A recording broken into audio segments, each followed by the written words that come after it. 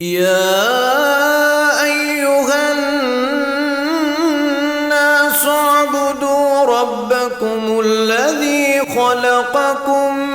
والذين من قبلكم لعلكم تتقون۔ اس کو گھٹانے کے لیے لوگوں کا اللہ کے ساتھ تعلق بڑھے اور لوگوں کا یہ جو طغیان اور سرکشی اور تمرد اور عناد کا جو منہ زور جذبہ ہے اس کے اندر کمی ہے۔ یہ مقصد ہوتا ہے قرآن مجید کا ان قصص کے بیان کرنے سے۔ تو یہاں بھی قتل اصحاب الخدود، تباہ ہو گئے اصحاب الخدود، کھائی والے۔ لیکن یہ مفرد پہ الف لام جب آیا ہوا ہے تو یہ جنس کا معنی دیتا ہے، اس لیے پھر اس کا معنی کیا کر دیتے ہیں؟ کھائیوں والے، کھائیوں والے۔ یہ جمع کی وجہ سے معنی نہیں کرتے اس کا۔ بعض علماء جو ہے نا وہ جب ہم اس کا کھائیوں والا معنی کرتے ہیں تو کہتے ہیں اللہ ترجمہ کر دے پھر انہوں نے نہیں پتہ کہ حدود جمع کے باعث ہے۔ لیکن اپنا یہ علم ہے کہ اس کا پتہ نہیں کہ اس پہ الف لام ہے، یہ حدود نہیں ہے، یہ الحدود ہے۔ اپنے علم کا یہ حال ہے، انسانوں کا یہی حال ہے۔ تو پا نہ پڑھی تو وقت نہ پڑھی، تو تھوڑا سا پتہ ہے کہ یہ حدود کی جمع اخادید ہوتی ہے، لیکن وہ جو جمع کر رہا ہے وہ کوئی علم والا ہے جو جمع کا معنی کر رہا ہے،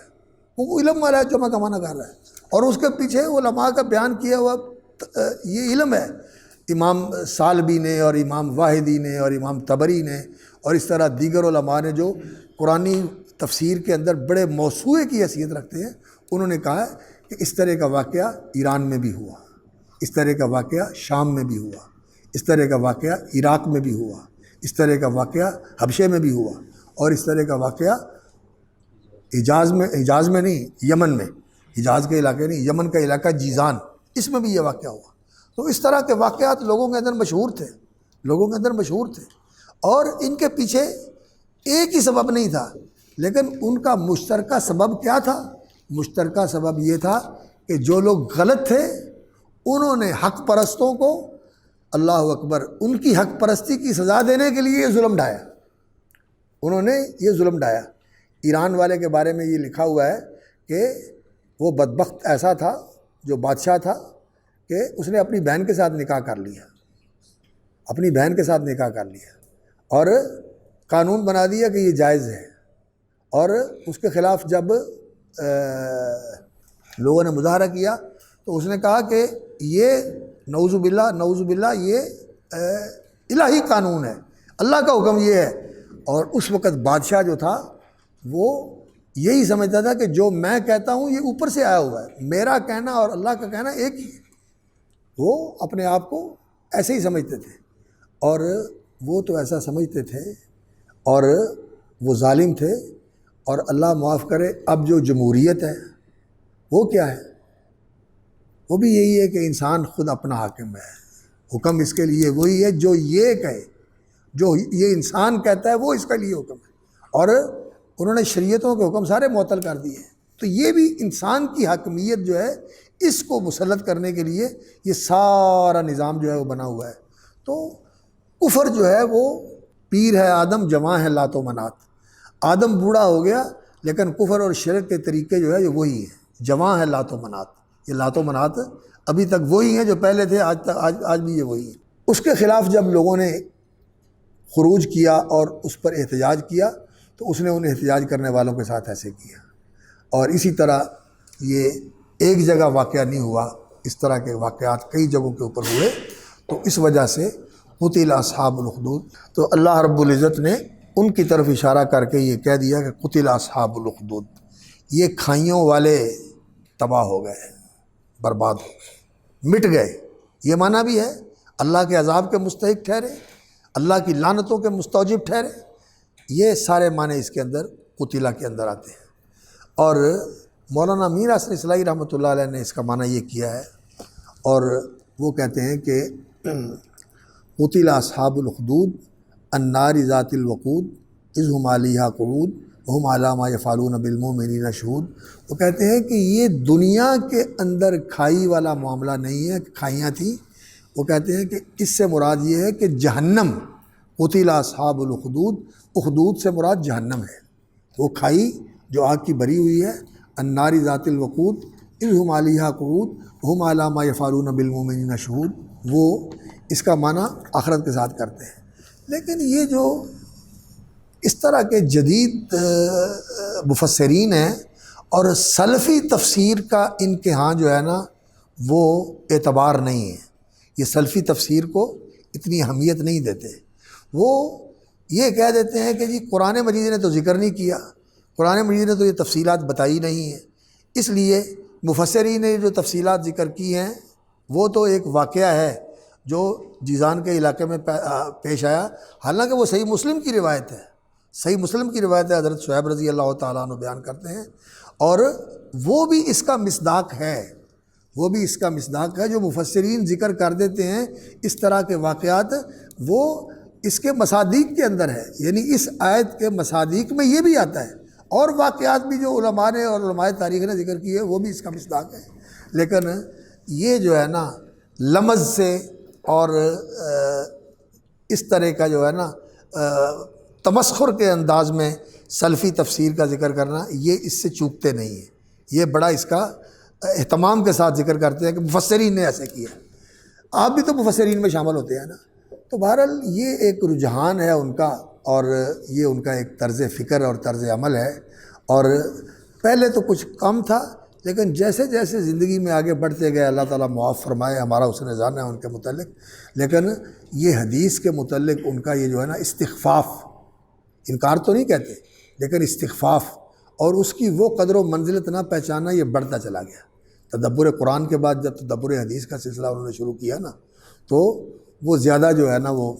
پیچھے چلے گئے، حدیث کے اوپر جو ہے نا ان کا وہ رویہ نہیں رہا جو پہلے رویہ ہوتا تھا۔ وہ پہلے رویہ، پہلے بھی مودودی صاحب کے وکیل تھے، وہ مودودی صاحب کے اوپر جب علماء نے گرفت کی تو وہ ان کے وکیل صفائی بن کے آگے بڑھے تھے۔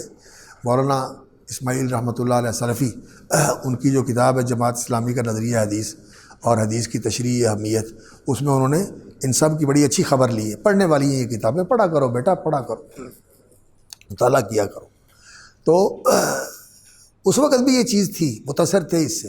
لیکن جیسے جیسے آگے بڑھتے گئے تو پھر کام خراب ہوتا گیا، اور پھر شاگرد مل گئے ان کو ماشاءاللہ، یہ علامہ صاحب اور سکالر صاحب جیسے، جو آج کل جو ان کا جھنڈا اٹھا کے بیٹھے ہوئے ہیں اور اپنے آپ کو اس امام کے جانشین سمجھتے ہیں۔ امام اصلاحی رحمۃ اللہ علیہ کا جو ہے نا مفوض جانشین جو ہے وہ اپنے آپ کو سمجھتے ہیں۔ بہرحال تو انہوں نے اس کا یہ معنی کیا ہے قتل اصحاب الاخدود النار ذات الوقود، کہ یہ جہنم کا بیان ہے، اور میں سمجھتا ہوں کہ آیت کے اندر اس بات کے لیے وسعت ہے، احتمال ہے کہ یہ جو ماضی کے واقعات ہوئے ہیں ان کے اوپر بھی یہ لاگو ہوتی ہو، اور اس کا بھی یہ تذکرہ ہو، اور جو مستقبل ان کا ہونے والا ہے اس کا بھی اس میں تذکرہ ہو۔ دونوں چیزوں کو جمع کیا جا سکتا ہے، دونوں چیزوں کو جمع کیا جا سکتا ہے کہ دنیا میں جنہوں نے یہ کام کیے اور مسلمانوں کو اور اہل حق کو آگ جلا کر جلا دیا، بھون کر راکھ کر دیا، وہ بھی مارے گئے، تباہ ہوئے، اللہ کی لعنت کے مستحق ٹھہرے، اور پھر آخرت میں بھی ان کے لیے الجزاء من جنس العمل، جو کرتا ہے اس کے ساتھ وہی ہوتا ہے۔ تو انہیں یہاں جلایا تھا، انہیں جہنم میں جا کے جلایا جائے گا۔ تو اس طرح کا انسان رویہ اختیار کر لے کہ پہلوں کی بات بھی باقی رہے، اور آپ نے جو معنی سمجھا ہے اس کو بھی آپ ثابت کر لیں۔ لیکن یہ بات تو تب ہے جب علم کا اور علماء کا احترام ہو، اور جب علم کا غرور ہو کہ میں عالم ہوں اور کون ہوتا ہے، باقی سب ایرے گہرے ہیں، تو پھر کام خراب ہو جاتا ہے۔ یہ جو علم کا غرور ہے نا، اس سے انسان کو بچنا چاہیے، یہ بڑی بری چیز ہے، علم کا غرور بڑی بری چیز ہے۔ حالانکہ جو صحیح علم ہوتا ہے نا، وہ جتنا علم بڑھتا ہے اتنی اپنی نادانی کا احساس بڑھتا ہے کہ میرے پاس علم نہیں ہے، تھوڑا ہے۔ امام مالک رحمۃ اللہ علیہ سے کہا گیا کہ آپ کی موطا کو مملکت کا اسلامی قلم رو کا دستور بنا دیا جائے، اس کے مطابق فیصلے کیے جائیں۔ کہنے لگے نہیں، جو میرے پاس علم ہے تھوڑا، ان لوگوں کے پاس جو علم ہے ان کو کہا جائے کہ وہ اپنے علم کو چھوڑ کر میرے علم کے پیچھے لگے۔ نہیں، یہ کام نہیں ہوگا، یہ کام نہیں ہوگا۔ امام احمد رحمۃ اللہ علیہ کو امام شافعی کہتے ہیں، امام احمد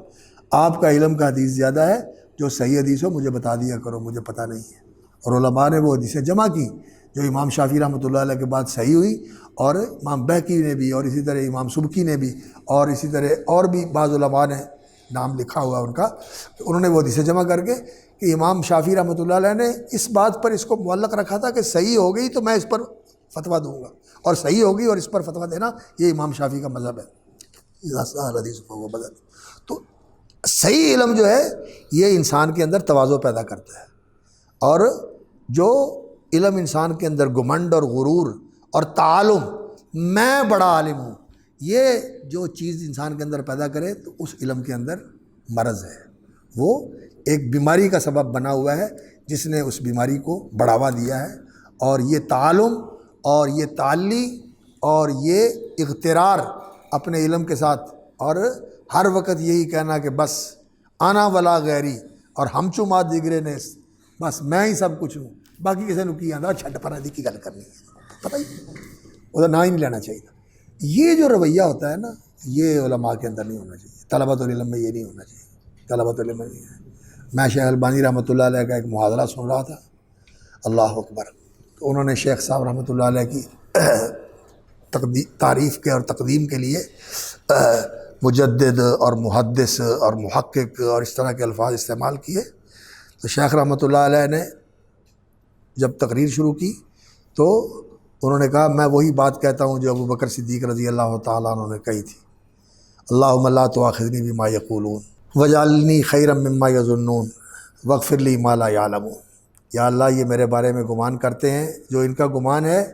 میں واقعہ میں اس جیسا نہیں ہوں، اس پر میرا مواخذہ نہ فرمانا، اور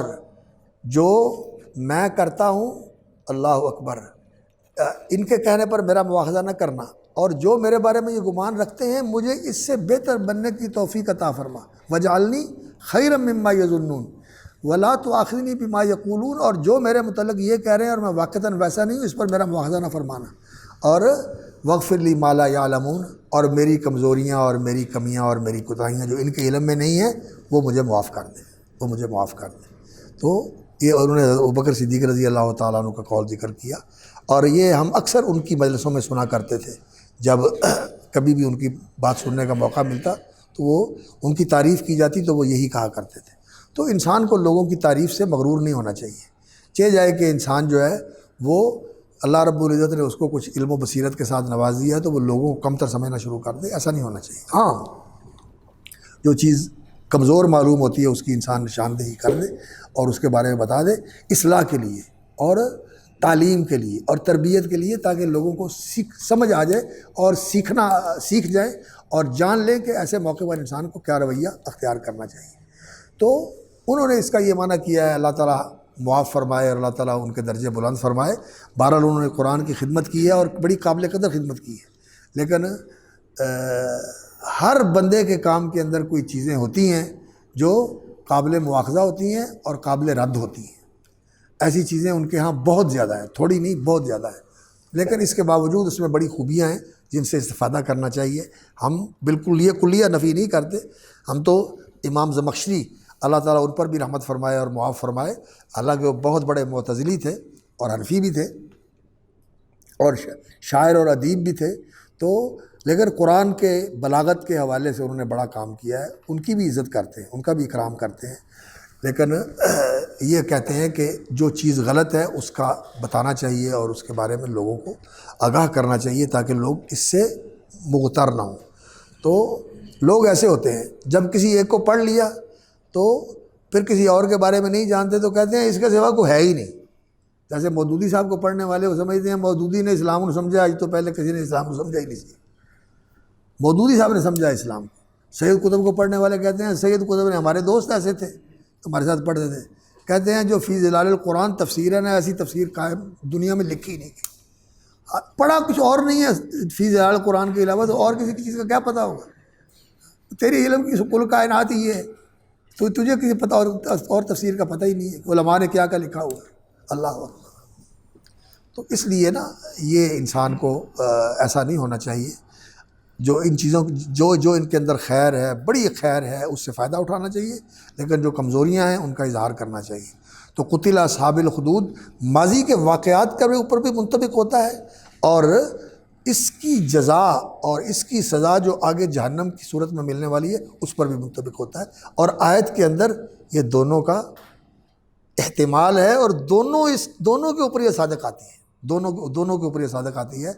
اور عالم آدمی جو ہے نا وہ ایسا ہی ہوتا ہے، وہ مختلف چیزوں کو جمع کر کے کہتا ہے اس کا یہ محل ہے، اس کا یہ محل ہے، اس کا یہ محل ہے، وہ سب کو قبول کر لیتا ہے۔ اور جس کا علم محدود ہوتا ہے، جب اس کی معلومات کے مطابق بات نہیں ہوتی تو فوراً بڑک اٹھتا ہے، کہتا ہے تو نے یہ کیا کر دیا، تو نے یہ غلط بات کر دی، حالانکہ اس کا علم محدود ہے اور اسی محدود علم کی وجہ سے وہ اس طرح کی بات کر رہا ہے۔ لیکن جس کے پاس زیادہ علم ہے اور وہ اس کو بھی سمجھتا ہے، اس کو بھی سمجھتا ہے، اس کو بھی سمجھتا ہے، تو وہ کہتا ہے یہ بھی ٹھیک ہے، یہ بھی ٹھیک ہے، یہ بھی ٹھیک ہے۔ تو علم کی وسعت کی ضرورت ہے، علم کو توسیع کرنے کی ضرورت ہے۔ تو قتل اصحاب الاخدود، کھائیوں والے تباہ ہو گئے۔ النار ذات الوقود، یہ الاخدود النار، یہ بدل ہے اس سے، اور یہ بدل اشتمال ہے، یعنی وہ اخدود جو کھائیاں تھیں وہ کیا تھی؟ وہ آگ تھی، وہ آگ تھی، یعنی آگ سے بھری ہوئی تھی۔ ذات الوقود، اور وہ آگ ایسی تھی کہ جس کے اندر ایندھن تھا اور اس کی آگ کو ٹھنڈا نہیں ہونے دیا جاتا تھا، برابر اس ایندھن کو اور زیادہ بڑھا کر اس آگ کو بھڑکایا جاتا تھا۔ النار ذات الوقود، ایندھن والی آگ، یعنی جو آگ ہوتی ہے نا کہ جلائی اور ایک وقت کے بعد وہ ایندھن جل گیا اور آگ بھی ٹھنڈی ہو گئی، نہیں، ذات الوقود وہ بھڑکائی جا رہی ہے، آگ بھڑکائی جا رہی ہے۔ اذ ہم علیہا قعود، اذ ہم علیہا قعود، اور یہ جو ہے نا ماضی کا، اذ جو ہے نا یہ ماضی کے لیے ہوتا ہے، اذ قال ربک وَإِذْ يَرْفَعُ إِبْرَاهِيمُ الْقَوَاعِدَ مِنَ الْبَيْتِ، یہ اذ ماضی کے لیے ہوتا ہے۔ یہاں یہ بات ہے کہ یہ ماضی کے لیے ہے، یہ چیز بتاتی ہے کہ یہ واقعات ہوئے ہیں، قرآن نے ان کی طرف اشارہ کیا ہے، اور مفسرین نے ان واقعات کی طرف ان کی تفصیلات بیان کر اس کے علاقوں کا بھی بیان کر دیا، جو انسانی تاریخ سے انہیں اس کے شواہد ملے۔ اور اس کے ساتھ جب کوئی بات کی جاتی ہے اور وہ مستقبل میں ہونے والی ہو تو وہ بھی صحیح ہے، مستقبل میں ہونے والی بات کو بھی اس کے ساتھ بیان کر دیا جاتا ہے، اس لیے یہ معنی اس میں واضح کرنے کے لیے اور ظاہر کرنے کے لیے کہ یہ مستقبل ایسے ہی یقینی ہے جیسے ماضی میں ہو چکا ہوتا ہے۔ وَإِذْ قَالَ اللَّهُ يَا عِيسَى ابْنَ مَرْيَمَ أَأَنْتَ قُلْتَ لِلنَّاسِ اتَّخِذُونِي وَأُمِّيَ إِلَٰهَيْنِ مِن دُونِ اللَّهِ، اب یہ ہونے والا ہے، اور اذ لایا گیا ہے کس لیے؟ اس کو تحقق الفعل کے لیے کہ یہ ایسا ہی یقینی ہے جیسا کہ ہو چکا، جیسا کہ ہو چکا۔ تو اذ ہم علیہا قعود، جب وہ اس پر بیٹھے ہوئے تھے، یعنی آگ جلا کے دور نہیں چلے گئے تھے، بلکہ وہ ان کو جلتے ہوئے دیکھنے کے لیے اور نعوذ باللہ اس تعذیب سے لطف اندوز ہونے کے لیے اوپر بیٹھ کے اس کا مشاہدہ کر رہے تھے۔ اذ ہم علیہا قعود، قائد کی جمع قعود ہے، وہ اہل ایمان کو سزائیں دے رہے ہیں۔ وَهُمْ عَلَىٰ مَا يَفْعَلُونَ بِالْمُؤْمِنِينَ شُهُودٌ، اور جو وہ مومنوں کے ساتھ ظلم اور زیادتی کر رہے تھے وہ اس کے دیکھنے والے، مشاہدہ کرنے والے تھے۔ شاہد کی جمع شہود، قائد کی جمع قعود، تو وہ اس کا مشاہدہ کر رہے تھے۔ یہ ان کی ستم گری اور ان کی سنگ دلی اور ان کے نعوذ باللہ ظالمانہ جذبات کا اظہار ہے کہ وہ اس کو دیکھ دیکھ کر خوش ہو رہے تھے، حالانکہ انسان جو ہوتا ہے کسی کو تکلیف میں دیکھے تو انسان کا دل نرم ہو جاتا ہے، پگھل جاتا ہے، انسان کو ترس آ جاتا ہے۔ تو وہ اور زیادہ کہہ رہے تھے کہ ان کو اور جلاؤ، ان کے اوپر اور بھڑکاؤ آگ کو، اور زیادہ ان کو سزا دے رہو۔ وَهُمْ عَلَىٰ مَا يَفْعَلُونَ بِالْمُؤْمِنِينَ شُهُودٌ وَمَا نَقَمُوا مِنْهُمْ إِلَّا أَن يُؤْمِنُوا بِاللَّهِ الْعَزِيزِ الْحَمِيدِ، اور انہوں نے ان سے ناپسند کس چیز کو کیا؟ نقمہ، ینقمو، اس کا معنی یہ ہوتا ہے کہ کسی چیز کو دیکھ کر اس کو ناپسند کرنا اور غصے میں آ جانا، نقمہ۔ وما نقموا منہم، اور انہوں نے عیب نہیں دھرا ان کی کسی چیز پر، اور کسی چیز کو برا نہیں جانا ان میں سے، اور کوئی چیز ان کی غلط نہیں سمجھی سوائے اس کے الا یؤمنوا باللہ العزیز الحمید، یعنی ان کی کسی چیز نے ان کو غصے میں نہیں مبتلا کیا، بھڑکایا نہیں، کوئی چیز ان کو ناپسند نہیں آئی، ناپسند آئی تو کیا؟ الا یؤمنوا باللہ العزیز الحمید، صرف یہی کہ وہ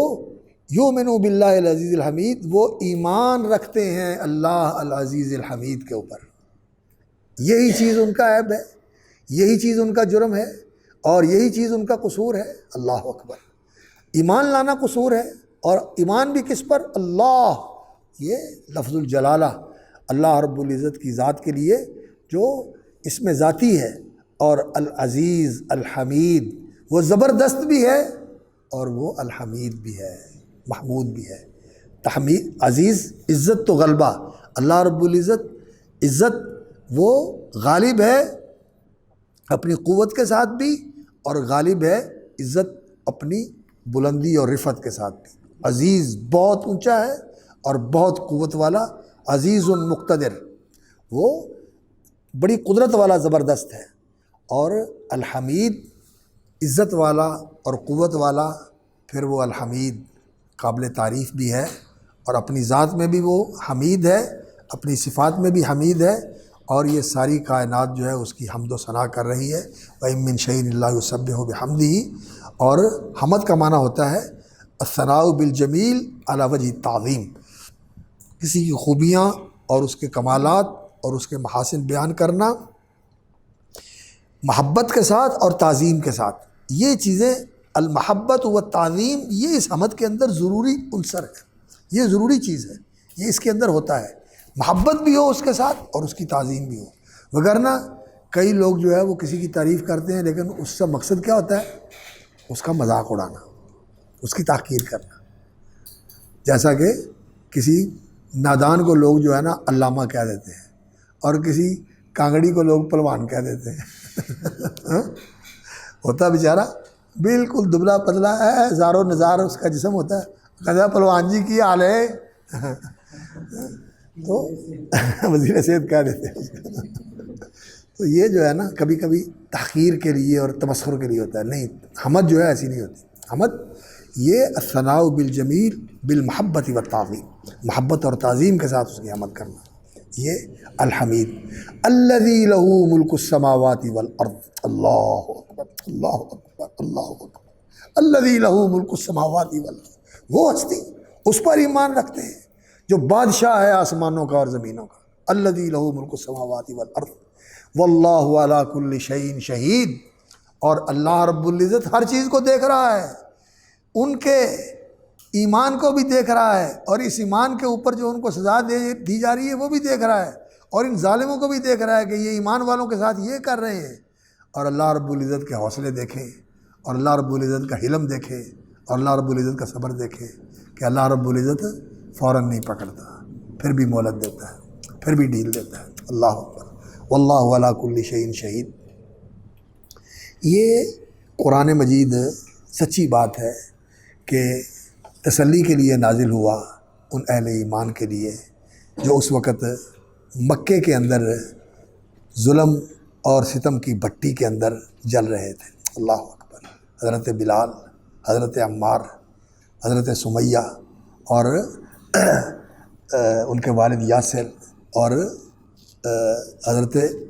ذنیرہ یا زنیرہ، پتہ نہیں کیا ضبط ہے صحیح اس کا، کیا ضبط ہے صحیح اس کا، زنیرہ ہے یا ذنیرہ ہے۔ اسی طرح دوسرے صحابہ کرام، خود حضرت ابوبکر صدیق رضی اللہ تعالیٰ عنہ، وہ ان کے ضرب اور شتم کا نشانہ بنے، اور خود رسول اکرم صلی اللہ علیہ وسلم تک ہاتھ اٹھایا گیا، اور آپ صلی اللہ علیہ وسلم کو جسمانی ایذا دی گئی، آپ صلی اللہ علیہ وسلم کو گلے میں پٹکا ڈال دیا گیا، جسم کے اوپر لا کے آپ صلی اللہ علیہ وسلم کے جسد اطہر کے اوپر اوج رکھ دیا گیا، اور ایک نبی صلی اللہ علیہ وسلم کا عزیز تھا، اور نعوذ باللہ اس نے تو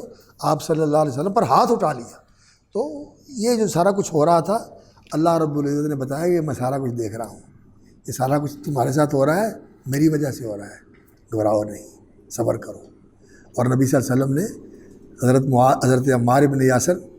اصبروا یا آل یاسر فإن موعدکم الجنہ، اللہ اکبر، اے یاسر کے گھرانے والوں صبر کرو، ڈٹے رہنا، یہ ظلم و ستم جو تمہارے اوپر ڈھایا جا رہا ہے، یہ سب جنت کا سفر طے کیا جا رہا ہے۔ ان موعدکم الجنہ، جنت تمہارا انتظار کر رہی ہے، جنت تمہارا انتظار کر رہی ہے۔ اور جنت یقیناً کسی کو بتا دیا جائے کہ ان موعدکم الجنہ، یا جنت کسی کو دکھا دی جائے، تو پھر جو بھی کوئی تعذیب ہو اور جو بھی کوئی تشدد ہو اور جو بھی کوئی ظلم و ستم ہو، پھر انسان کو اس میں لذت ملتی ہے، پھر انسان کو اس میں لذت ملتی ہے۔ صحابہ کرام کا اور ان نیک لوگوں کا تو کیا کہنا، یہ تو پتہ نہیں ایمان کے کس درجے پر تھے، ہم تو اس کا تصور بھی نہیں کر سکتے جو ان کے ایمان کا اعلیٰ ترین درجہ تھا۔ حضرت مولانا یحییٰ علی اللہ اکبر، یہ صادقین صادق پور کے خاندان سے تعلق رکھتے تھے، مولانا جعفر تھانیسری کے ساتھ، جن کو پھانسی کا حکم دیا گیا تھا، جن کو پھانسی کا حکم دیا گیا تھا، اور پھر کچھ وقت کے لیے ان کو لاہور کے شاہی قلعے کے اندر مشقت کی قید کے ساتھ جو ہے نا سزا دی گئی تھی، مشقت والی قید۔ اور وہ مشقت کیا تھی کہ کنواں چلانا ہے پانی نکالنے کے لیے، جہاں بیل کو جوتا جاتا ہے اور وہ کنویں سے پانی نکالتا ہے، وہاں تم نے جو ہے نا اس کنویں کا پانی نکالنا ہے، اور کھانا بھی نہیں ہوتا تھا۔ اور اللہ اکبر، وہ مونج کوٹنے کے لیے دی جاتی تھی کہ یہ مونج کوٹنی ہے اور اس کا بان بنانا ہے۔ اس طرح کی سزائیں بڑی شدید، قلعے کے اندر تو بہت عقوبت خانہ جو ہے نا، اللہ تعالیٰ پناہ میں رکھے اور اللہ تعالیٰ عافیت میں اور حفاظت میں رکھے، بہت زیادہ شدت والا تھا۔ اور وہ تو تھے بھی انگریز، انہیں تو کوئی ترس بھی نہیں آتا تھا، ان کو بھی نہیں ترس آتا، یہ ان سے زیادہ بڑے ظالم ہیں جو آج ان کے جانشین ہیں، یہ ان سے بڑے ظالم ہیں، بہت ظلم کرتے ہیں، یہ اللہ معاف کرے۔ انسان کا مزاج ہی ایسا ہے، جس کام میں لگا ہوتا ہے بس پھر وہ بس سب کچھ بھول جاتا ہے۔ تو حضرت مولانا یحییٰ علی رحمۃ اللہ علیہ جو تھے، وہ اس سارے تشدد اور عذاب کو خود جھیلتے تھے، اور لکھا ہے تاریخ میں کہ ان کی نیکی اور ان کے تقوی کی وجہ سے لوگ کہتے تھے کہ یحییٰ تم یہ کام نہ کرو، تمہاری جگہ پر ہم یہ کام کر دیتے ہیں، پانی جو ہے نا ہم نکال دیتے ہیں، یہ سزا ہم دے دیتے ہیں۔ تو کہتے ہیں نہیں، یہ میرا کام ہے، مجھے اس کام میں لذت ملتی ہے، یہ سزا میری ہے، تو میں اس کے لیے یہ سزا جھیلتا ہوں جو میرا رب ہے، جو میرا منعم حقیقی ہے، اور مجھے دیکھ رہا ہے کہ میں تیرے لیے یہ سب کچھ کر رہا ہوں، مجھے اس میں لذت آتی ہے، یہ میں چھوڑوں گا نہیں، یہ میں کروں گا۔ تو یہ چیز جو انسان کا ایمان ہے نا، یہ ایمان ایک پھر عجیب چیز ہے۔ پھر انسان کے ساتھ جو کچھ ہوتا ہے نا، پھر وہ اس کے لیے عذاب نہیں رہتا، اس عذاب میں عذوبت آ جاتی ہے، اس میں تعذیب نہیں ہوتی، اس میں عذوبت ہوتی ہے، مٹھاس آ جاتی ہے، تیری وجہ سے ہوتا ہے۔ وَأَجِدُ الْمَلَامَةَ فِيهَا وَاكَ لَذِيذَةً حُبًّا لِذِكْرِكَ فَلْيَلُمْنِ اللُّوَمُ۔ تیرے نام کی وجہ سے مجھے برا کہا جاتا ہے کہ میں تیرا ہوں، تو مجھے کہتے رہیں، مجھے تیرا کہہ کے کہتے ہیں، تو پھر مجھے اس میں بڑا مزہ آتا ہے، پھر مجھے اس میں مزہ آتا ہے۔ تو یہ چیز جو ہے نا مومنوں کی تثبیت کے لیے اور ان کو اطمینان دلانے کے لیے اور ان کا حوصلہ بڑھانے کے لیے یہ آیات، اور اس طرح کی آیات سے پھر ان کے ایمان بڑھ جاتے تھے۔ اللہ اکبر، جیسا کہ وہ آتا ہے حضرت آسیہ رضی اللہ تعالی عنہ کے بارے میں کہ وضرب اللہ مثلا للذین آمنوا امرأۃ فرعون اذ قالت رب ابن لی عندک بیتا فی الجنہ ونجنی من فرعون وعملہ ونجنی من القوم الظالمین۔ کتنی تعذیب ہے، تختے کے اوپر میخیں لگا کے گاڑا ہوا ہے اور لٹکی ہوئی ہیں، اور میخیں جسم میں ٹھکی ہوئی ہیں، خون بہہ رہا ہے اور تعذیب ہو رہی ہے، تیر بھی مارے جا رہے ہیں، تکلیفیں بھی پہنچائی جا رہی ہیں، اور سارے منظر ہٹا کے جنت کھول کے دکھا دی جاتی ہے، رب ابن لی عندک بیتا فی الجنہ، سارا کچھ بھول جاتا ہے اور پھر اللہ رب العزت کے پاس پہنچ جاتی ہے۔ یہ چیز جو ہے نا، ایمان اور اللہ رب العزت کے وعدوں پر یقین، یہ انسان کے اندر ایسی قوت پیدا کرتا ہے کہ پھر انسان کسی بھی تعذیب کو خاطر میں نہیں لاتا۔ اور ایسے ہی ہوا، ام حسبتم ان تدخلوا الجنۃ ولما یاتکم مثل الذین خلوا من قبلکم مستهم الباساء والضراء وزلزلوا حتى یقول الرسول والذین آمنوا معه متى نصر اللہ الا ان نصر اللہ قریب احسب الناس ان یترکوا ان یقولوا آمنا وهم لا یفتنون ولقد فتنا الذین من قبلهم فلیعلمن اللہ الذین صدقوا ولیعلمن الکاذبین۔ اللہ حسب الذین یعملون السیئات یسبقون ساء ما یحکمون، یہ ہم سے بھاگے ہوئے نہیں ہیں، یہ ہمارے قبضے میں ہیں، ہم ان سے پورا انتقام لیں گے، اور ایک ایک چیز کا انتقام لیا جائے گا، بس وقت ہے اس کا، وہ وقت آنے والا ہے، جب لیا جائے گا تو پھر پتہ چل جائے گا۔ اللہ